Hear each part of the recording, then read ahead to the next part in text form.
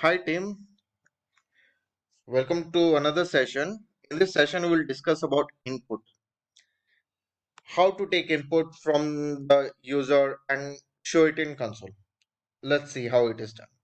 See, in Python, input function is provided by Python to read a line of text from the standard input, which by default comes from keyboard.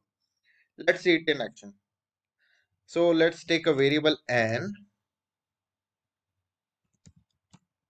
So this is how we declare input function. Enter a number. This is nothing but a simple text that show in the console before you're entering in, before you're asking someone to take input.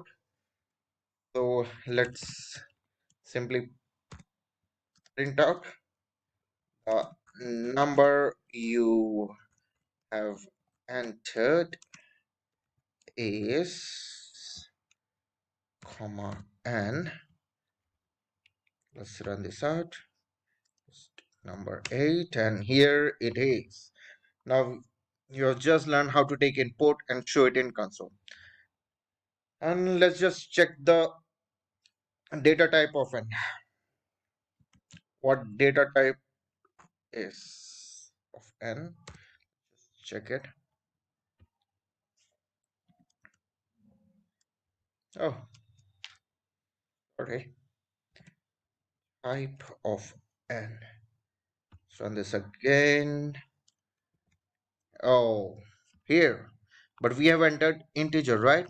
Why is it showing string? Because by default input type is of string type. So how do we change this type to integer? In order to do that, we need to wrap this to int, known as type conversion. We're converting string type to integer type. Let's run this again.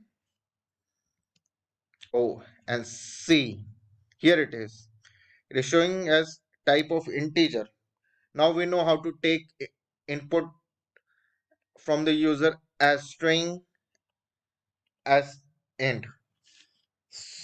So we are done for today. Thank you for watching. Please like, share, and subscribe. Please share. Thank you all.